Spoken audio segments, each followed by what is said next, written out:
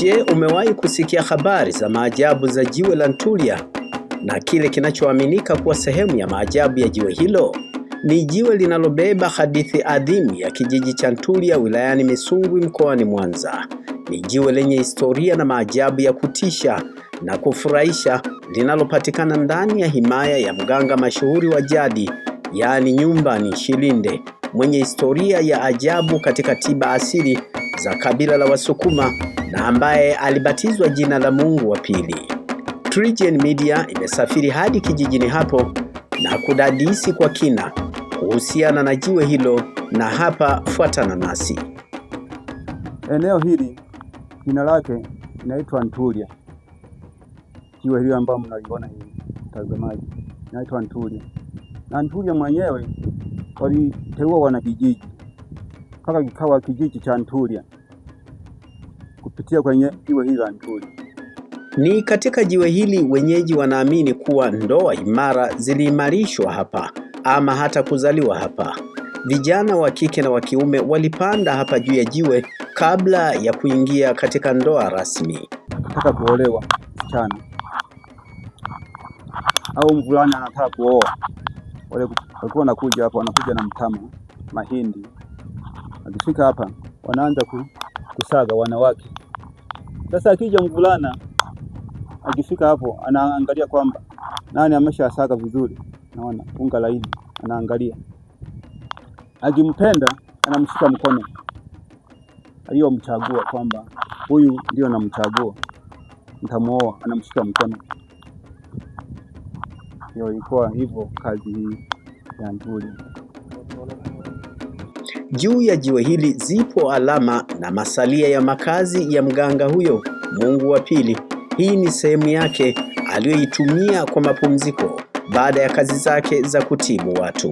Eneo hili ilikuwa nyumba ya mzee, ilikuwa imezunguka sehemu hii, ilikuwa imejengwa ya mviringo. Alikuwa anaishi hapa, kazi yake ilikuwa hapa, na gari yake mnayoiona ile, alikuwa anaenda kwenye dawa. Akienda porini alikuwa anatumia hiyo gari. Hiyo ndio gari ya Mungu wa Pili. Haya si mabati ya kawaida, bali ni masalia ya chombo cha usafiri kilichotumiwa na mganga huyo Mungu wa Pili kwenda porini kusaka dawa za jadi. Ila tangu kifo chake mwaka 1998, chombo hiki kipo juu ya jiwe hili na kusalia kuwa kama historia. Zipo sehemu zenye historia ya kutisha juu ya jiwe hili, ikiwemo kisima kinachodaiwa kutoa midundo mizuri ya ngoma iliyowavutia wengi kwenda kucheza, lakini kisima hiki pia kinadaiwa kuwameza wake wa machifu waliofika kucheza ngoma kisimani hapa, na hivyo kulifanya jiwe hili kuwa la kutisha zaidi na lenye maajabu kwa mujibu wa simulizi zao. Kisima hiki kina historia ndefu. Kilikuwa kinatoa milio ya ngoma. Ngoma zilikuwa zinasikika kila aina ya milio ya ngoma. Siku moja walikuwa wanasaga wanawake kwenye mane pale. Kwa baadaye wakasikia huo mlio, wakaja kucheza huo mlio wa kisima. Wakacheza.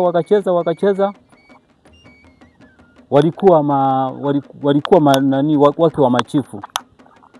Kwa baadaye kisima kikawapenda. Kilipowapenda kisima kikawameza. Kilipowameza, waliobakia wakaripoti kwamba wake wa machifu wameshamezwa na kisima. Machifu wakaja kufanya jitihada yao ya kuwatoa, ikashindikana. Wakachinja ng'ombe, ikashindikana. Wakaleta mbuzi, ikashindikana. Wakaitana machifu kwa machifu, wakajaribu kila chifu utaalamu wake, wakashindwa. Machifu wakaamuru kuja kukifukia hiki kisima, wakaleta mawe yakadumbukiza na nini. Kwa hiyo historia na nguvu ya jiwe ikawa imepungua. Duniani kuna mengi bila udongo wala chemchem. Kwenye kilele cha jiwe kubwa la Ntulia kipo kisima kingine cha ajabu ambacho maji yake hayapungui kina hata wakati wa kiangazi, na yanadaiwa kuaminiwa na wao kuwa na neema kubwa na tiba kwa wanawake wenye matatizo ya ujauzito ama kukosa kabisa ujauzito. Hiyo ni kutokana na maelezo yao, swala ambalo halina uthibitisho wa kisayansi, lakini ndiyo historia ya jiwe hili ambayo wanaiamini hivyo kwa miaka na mikaka hadi sasa. Tunachota haya maji, navyoona haya, tunachota maji kwa ajili ya kumosha mtu. Mfano kama mtu hazai, wanawake wao, tunachota sasa maji haya. Haya maji hayo navyoona hivi yako juu tu haya rangi, lakini kwa ndani ni meupe. Hata nikiyachota hivi ni meupe, naona. Kwa tunatumia sasa, unachota, unampelekea bafuni, unamwekea dawa, anaanza kuoga. Vile vile au ananugusi kwenye mwili wake, anaoga, anapata baraka.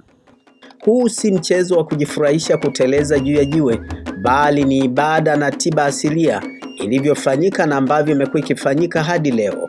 Kuteleza toka juu mpaka chini bila kukwama ni ishara ya usafi wa mwili wako na roho, kwa mujibu wa maelezo na imani yao.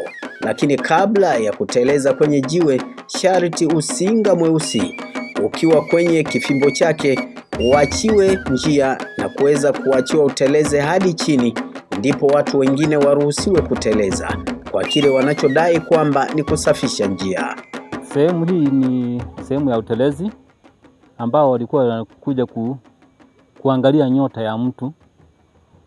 Kama ni msichana amechelewa kuolewa, walikuwa wanaletwa hapa, anakuja kukalishwa hapa na wazee wa nzengo au wazee au mzee nyumbani, walikuwa wanaletwa hapa. Akiteleza tu akifika nyumbani, wakumuoa tayari wamemuona kwamba kumbe kuna msichana hapa anaolewa.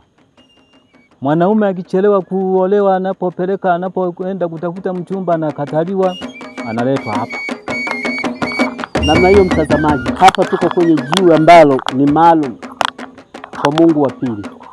Mikosi, balaa, laana ilikuwa inaletwa hapa, unateleza. Na mimi huyo nateleza niweze kujikimu. Unanyosha miguu.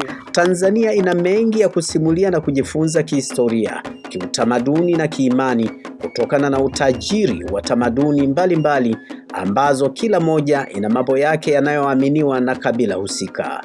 Hii ni TriGen Media.